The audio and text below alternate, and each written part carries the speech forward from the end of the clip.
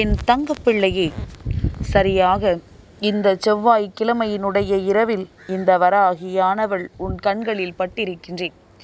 என் பிள்ளையே, இந்த தாயானவள் என்னை கண்டதும் இந்த வாக்கினை உடனடியாக நீ கேட்டுவிட வேண்டும். ஏனென்றால் இந்த வராகி உன்னுடைய வாழ்க்கையில் நாளை உனக்கு மிக பெரிய உதவி செய்ய வரப்போகின்ற ஒருவரின் பெயரையும் அவர் யார் என்றும் உனக்கு சொல்வதற்காக வந்திருக்கின்றேன். என் பிள்ளையே, இந்த பெயர் கொண்டவரை நீ ஒரு முறை நாளை அழைத்தால் போதும். அவர் நிச்சயமாக உன்னை தேடி ஓடோடி வந்து விடுவார். என் பிள்ளையே, இவர் உனக்கு தெரியாதவர் அல்ல. இவரை நீ இதற்கு முன்பு கண்டதில்லை என்று சொல்வதற்கு எதுவும் இல்லை. இந்த வாழ்க்கையில் உன்னை சுற்றி நடக்கின்ற ஒவ்வொரு விஷயங்களும் என்னவென்று நீ தெரிந்து கொண்டிருக்கின்ற இந்த நேரத்தில் இந்த வராகி உன்னுடைய வாழ்க்கையில் உனக்கான பேரதிசயத்தை நடத்தி கொடுக்க வந்திருக்கின்றேன். என் பிள்ளையே, அவ்வளவு எளிதில் யாரும் இங்கு இன்னொருவருக்கு உதவிகளை செய்திடுவதில்லை. யார் கேட்டாலும் அதை கொடுப்பதாக ஒரு நாளும் வாக்கு கொடுப்பதும் இல்லை. எங்கே நாம் மற்றவர்களுக்கு உதவிகளை செய்தோமானால் நம்மிடத்தில் இருப்பது எல்லாம் கரைந்து விடுமோ என்கின்ற எண்ணம்தான் இந்த மனிதர்களுக்கு எப்பொழுதும் இருந்து கொண்டிருக்கின்றது. இவர்கள் இப்படி நினைக்கின்ற இந்த நேரத்தில் உனக்கு ஒருவர் உதவி செய்ய முன் வருகிறார் என்றால் நிச்சயமாக அவர் நல்ல மனது கொண்டவராக மட்டும்தானே இருக்க முடியும். தன்னுடைய மனதில் நல்ல எண்ணங்கள், அடுத்தவர்கள் வாழ்க்கையில் உதவி செய்ய வேண்டும் என்கின்ற எண்ணம் ஒருவருக்கு இருக்கிறது என்றால் நிச்சயமாக அவர் வாழ்க்கையில் பாராட்டப்படக்கூடிய ஒருவர். உன் வாழ்க்கையில் இந்த ஒரு உதவியை செய்ய துணிந்திருக்கின்ற இவரை நீ தெரிந்து கொள்ளாமல் செல்லலாமா? என் பிள்ளையே, அம்மா ஒவ்வொரு நாளும் உன் வாழ்க்கையில் உனக்கான நல்ல விஷயங்களை எல்லாம் கொஞ்சம் கொஞ்சமாக தந்து கொண்டிருக்கின்றேன். உனக்கு என்ன நடக்கின்றது என்பதனை நான் விளக்கமாக சொல்லிக்கொண்டும் இருக்கின்றேன். இத்தனை காலம் இந்த வாழ்க்கை உனக்கு எதை கொடுத்தது என்று என் பிள்ளை நீ ஏக்கம் கொண்டு தவித்தாயோ? எதை கொடுக்கவில்லை என்று என் பிள்ளை மனதிற்குள் காயம் கொண்டாயோ? அதையெல்லாம் அம்மா உனக்கு இப்பொழுது சரி செய்து கொடுக்கின்றேன். பாதி கிடைத்தும் கிடைக்காமல் போனதும் இனி உன் வாழ்க்கை முழுமைக்கும் உனக்கானதாக நிறைவேறப் போகின்றது. அந்த அளவிற்கு உன்னுடைய வாழ்க்கையில் நான் மாற்றத்தை ஏற்படுத்தி கொடுக்கப் போகின்றேன். என் பிள்ளையே, இந்த சந்தர்ப்பம் உனக்கு கிடைத்ததற்கு முதலில் நீ அவருக்கு நன்றியைத்தான் சொல்ல வேண்டும்.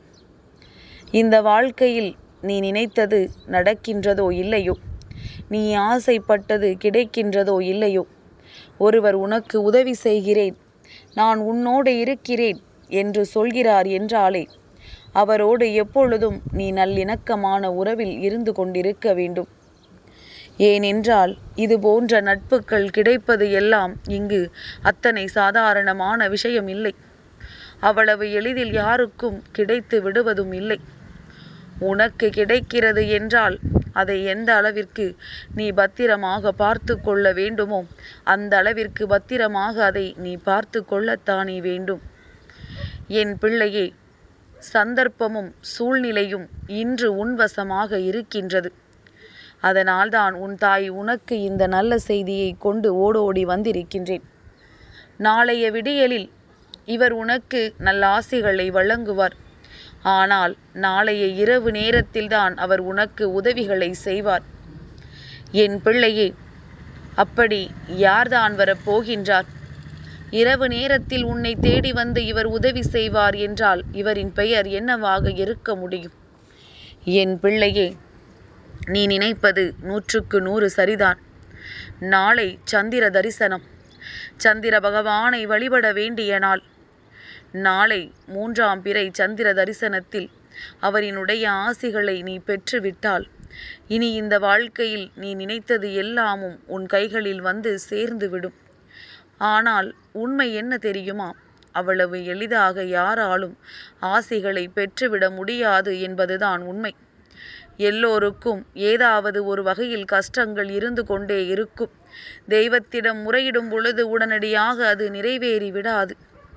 ஏதேனும் பிரச்சனைகள் வாழ்க்கையில் இருக்கும் பொழுது, அதை உச்சத்தை தொட்டு என் பிள்ளை வேதனையில் நிற்கும் பொழுது, உண்மையாக தெய்வத்தை நீ அந்த நேரத்தில் வணங்கினாயானால் நிச்சயமாக இந்த வாழ்க்கை நீ கேட்டதை உனக்கு அப்படியே கொடுத்துவிடும்.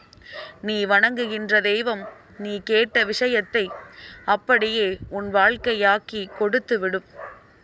அதுபோலத்தான் இப்பொழுதும் உன் வாழ்க்கையில் நடந்து கொண்டிருக்கின்றது என்பதனை நீ முதலில் புரிந்து கொள்ள வேண்டும்.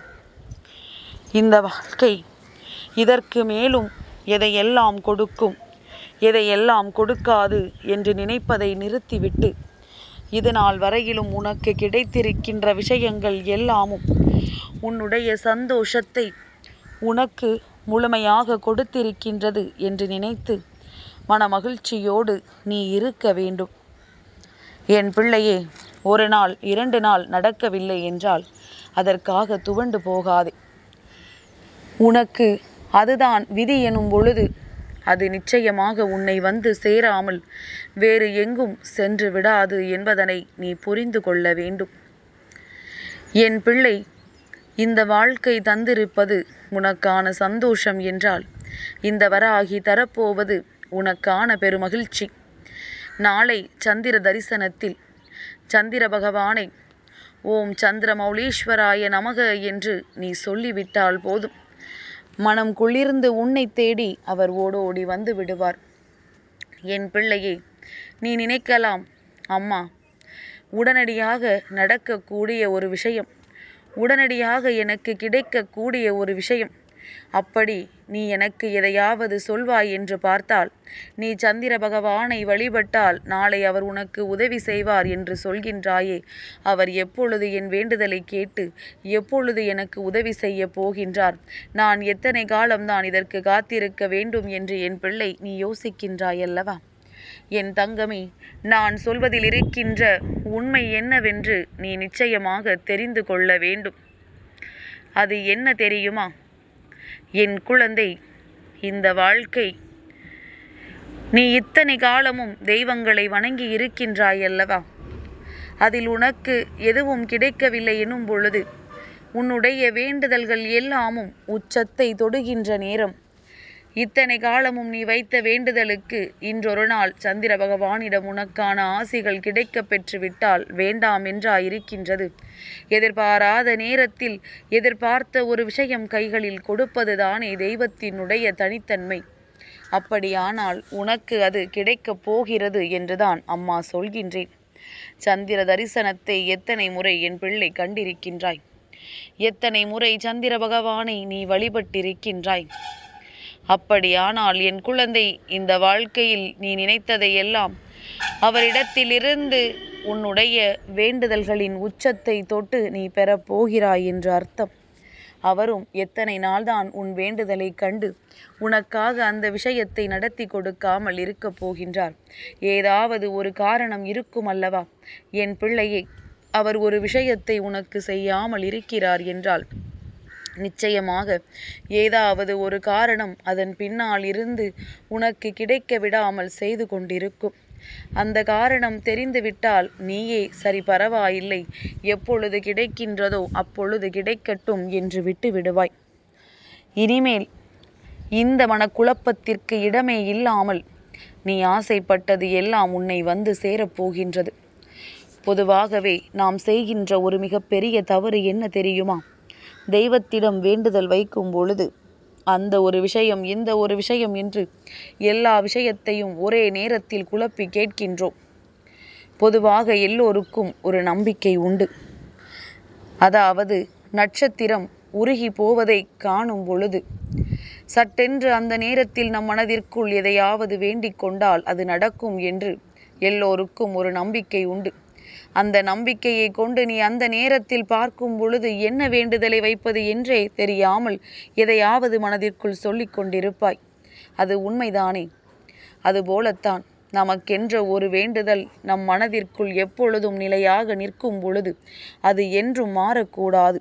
முதலில் அந்த விஷயம் நிறைவேறிய பிறகுதான் நீ அடுத்த விஷயத்தை தெய்வத்தின் முன்னால் கொண்டு வர வேண்டும். இப்படி வாழ்க்கையில் தொடர்ந்து செய்து பார். நிச்சயமாக உனக்கான வெற்றி உன்னை வந்து சேரும் என்பதில் எந்த ஒரு மாற்று கருத்தும் கிடையாது. என் தங்கப்பிள்ளைக்கு இந்த வராகி அம்மாவினுடைய ஆசீர்வாதங்கள் எப்பொழுதும் உண்டு.